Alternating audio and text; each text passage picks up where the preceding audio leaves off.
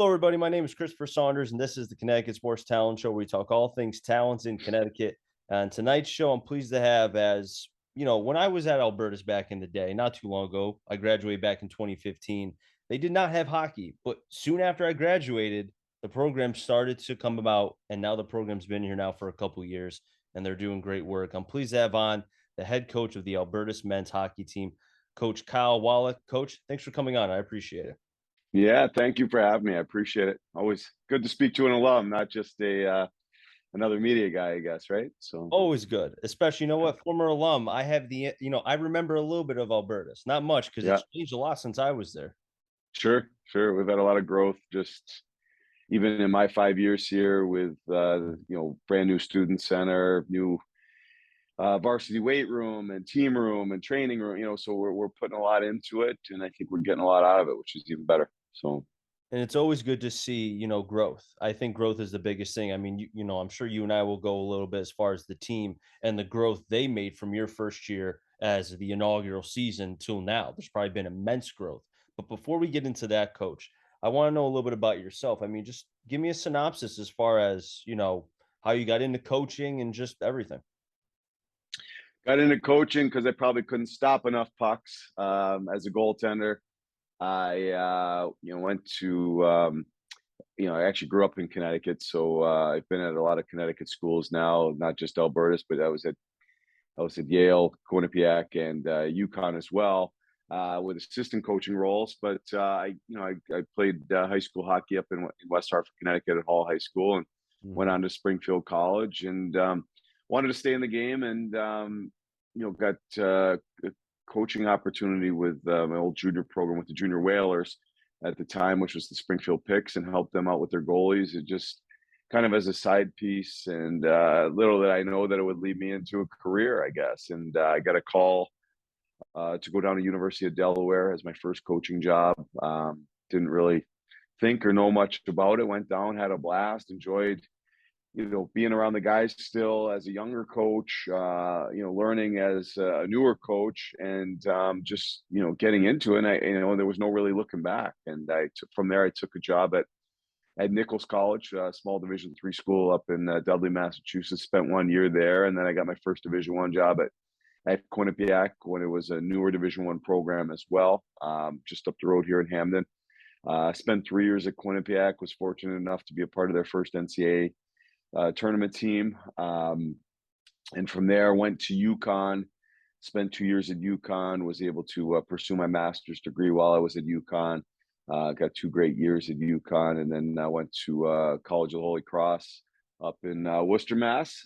Spent 2 years there, and was part of an NCAA tournament team there too. That probably had the still regarded as the biggest upset in college hockey history when we beat Minnesota that year, which was just an unreal experience. And that was 04 to 06. So I'm dating myself here now a little bit, but and Holy Cross led me to Yale. I spent 5 years as an associate coach at Yale, and we had some great groups at Yale. They went on to win a national championship there in 2013. I left in 2011 to pursue a head coaching opportunity out in the USHL, the top junior hockey league in the country out in Indiana. And from there, went to University of Vermont for 6 years. I was associate head coach there. And the opportunity arose in 2018 to kind of start a new program here at Albertus. And I think you make some decisions when you're 42 then different than when you're 22. And my wife's from the shoreline here in Connecticut. I'm from the Hartford area, and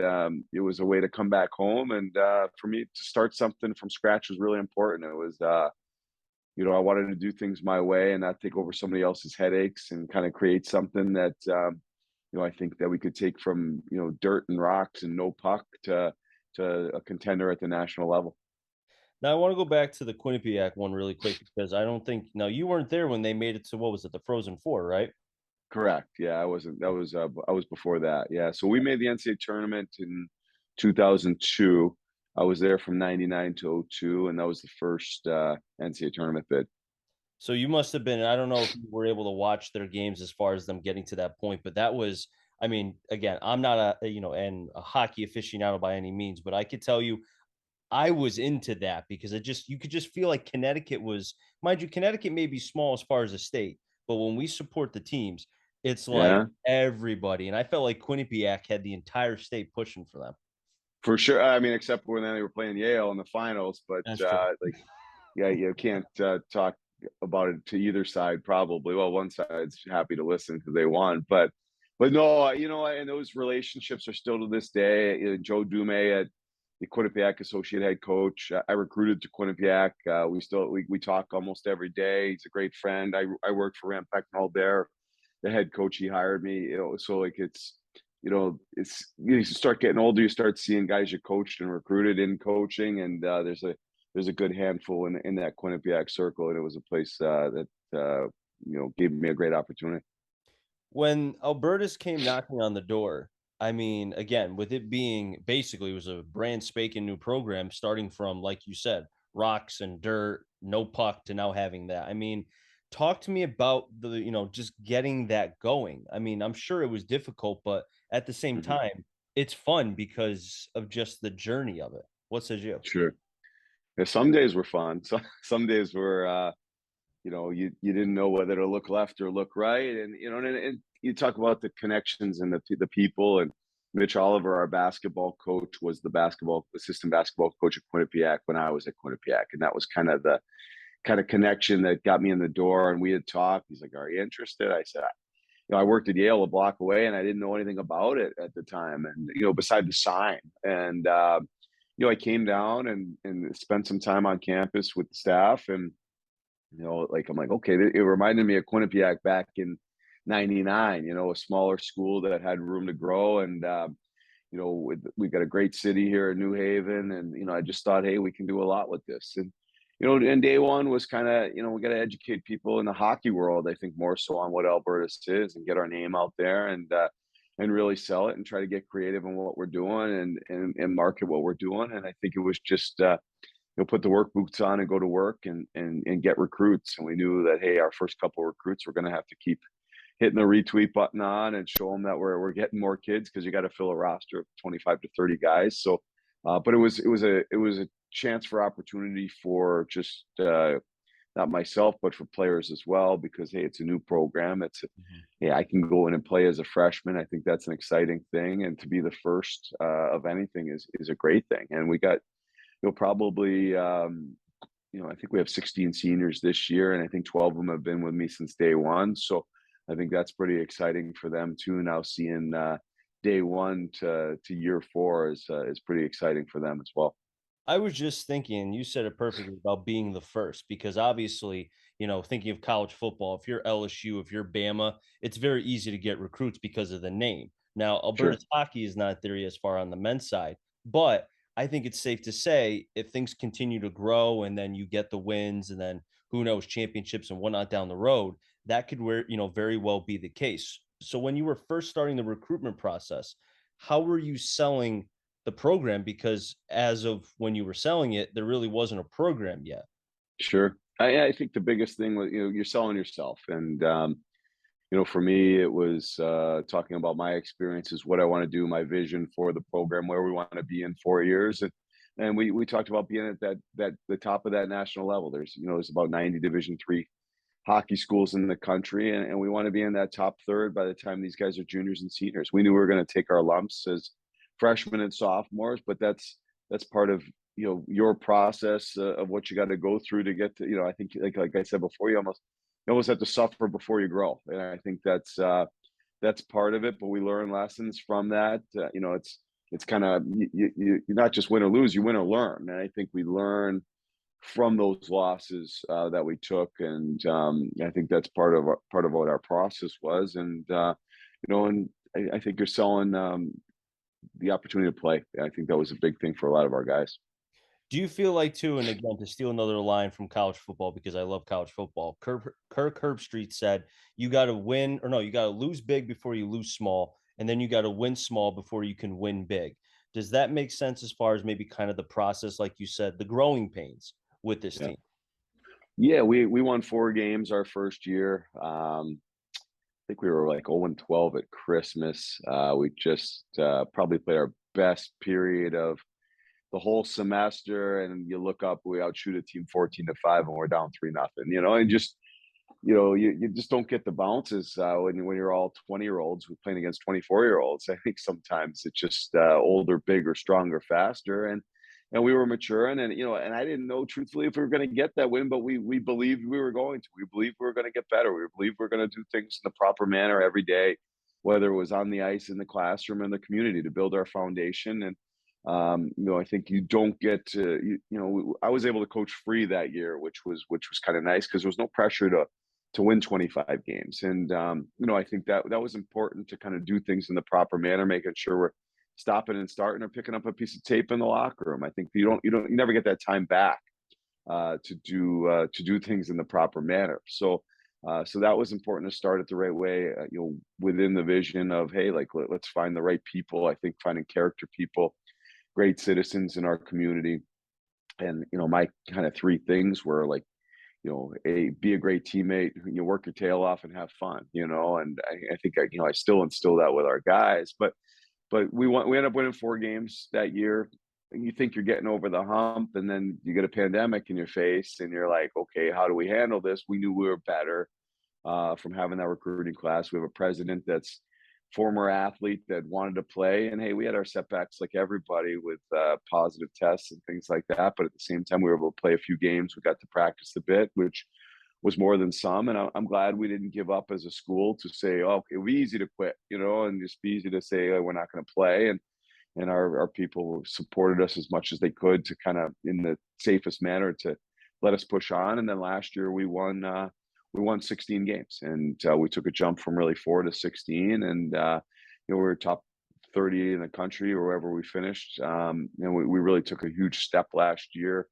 And it's funny, even in the recruiting mindset, people are like, oh, I'm excited, I want to talk to you because you're a winning program. And I'm going like, we've only had this for 2 years, but yeah, we'll take it, but that's the optics of, hey, you win, and people want to get on board. And each year we've gotten a better and better recruit, I think, because we're doing, but I think more so the word of mouth of our players, how we treat our guys. We try to treat it like a Division I program. Truthfully, that's all I knew coming in from doing it for the last 18 years. And I wanted to treat it in the best possible manner, that we want our players to sell their buddies and the next recruit on, hey, this is the experience I'm having. I'm having a great experience, and we want you here with us. I think because of the fact of you guys dealt with COVID before last season, so that'd be 2 years basically. To go from 4 to 12 wins, in my opinion, you can correct me if I'm 16, wrong, or 16. Yeah, yeah, 16, yeah. We can't lay off those off the table, you're right, you're So right. But what I'm saying is plus 12 from yes, year yeah, 1 to, but that's what I was trying to say. yeah. I So got you. I get got so get the 12 plus wins on top of that. It you. kind of, it's one of those things where it feels like it's 20 to 25 because of the COVID year. Because Yep. one of two things could happen. The COVID year could make kids, you know what, I really don't want to do this. They could get distracted. Obviously, because they're student athletes with school, they may not be able to have the grades. So to be able to keep that going and then be able to do what you guys were able to do last year, that's that's like a huge step because of Sure. the COVID year. Oh, I mean, we were doing, Zooms like this and having push-up contests just to keep our guys entertained, and doing different things where we had, just, we had, and we kept that theme going of the Zoom. And, last year we had a few awesome ones. We had, Derek Lalonde, who's now the head coach in Detroit with the Red Wings. He was an assistant with Tampa Bay at the time. Brett Peterson is the assistant general manager for Florida Panthers. We had John Gordon, the motivational speaker, and then Brian Riley, my former assistant, Jack Riley's father, is the coach of West Point. So we kind of kept going with that, and then we've done it this year already with a couple really good ones with Ryan Warsofsky, who's an assistant in San Jose, and Rick Bennett, who's now starting a expansion team down in the East Coast League, and it just gives us different perspective on what we can do, things that they've learned that, kind of attribute to us, and kind of, give us different things that we can do. But yeah, the challenges from year one of going through those obstacles, getting, even like, we get in the locker room a couple months late, you get your first win at the Christmas tournament up at UMass Boston. It just takes you a while to do things, but as long as you keep doing things in the proper manner, you're getting rewarded, and the guys are seeing that. And I think, hey, you do what you can to battle through what the world gives you, obviously. And hey, you can't control it. You know, we talk about controllables all the time. Like there's things you can and Mhm. can't control. We just got to focus on those things we can control. And our guys stuck to their process of just the day to day, and that's, hey, get better today, dominate today, and we'll worry about tomorrow when it's here.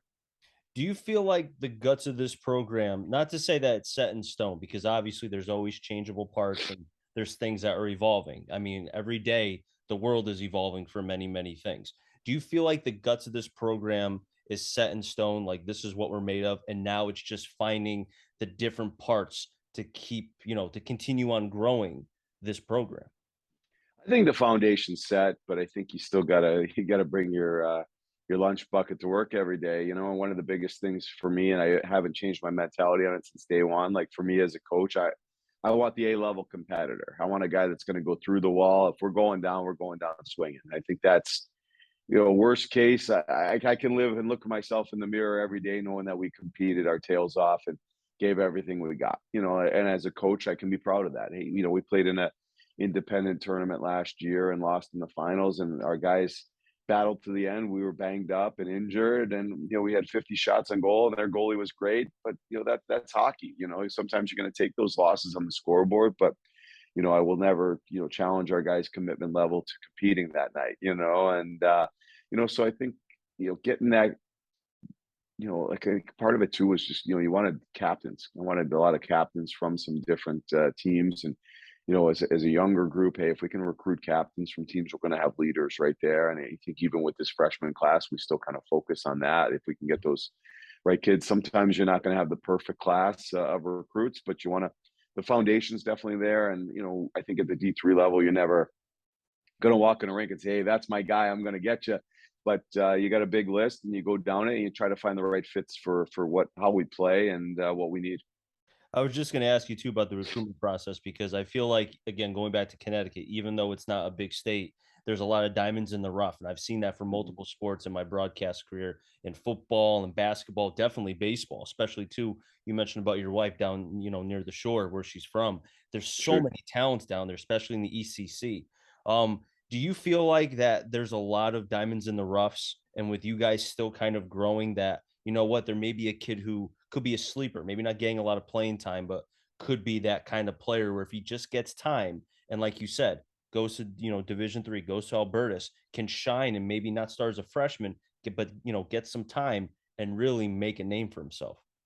Yeah, one of the big things I think in the hockey world versus football and basketball is that there's only 62 Division 1 schools. So where basketball, there's probably 1,000, Division 1 schools. So you're looking at some different numbers that, hey, like, it's probably about 400 kids a year are going Division 1. So the amount of Division 1 hockey players playing Division 3 hockey is a lot, and I think there's really good players out there. I think we wait and wait and wait probably till April, May, June, July sometimes to get these kids committed. But at the same time, you got to be patient and you got to, you swing the bat and you see what hits early on, and you're trying to, sometimes you got to make some decisions in April because you're getting a little nervous that you might lose a guy, and sometimes you get a kid in, we've gotten some of our best kids in July and August, and just, hey, they want to wait for Division 1 as long as they can, and I don't really blame them. I would too, I guess, but at the same time, you just want to be there as a soft landing if it doesn't work out, and we've gotten some pretty good players out of that.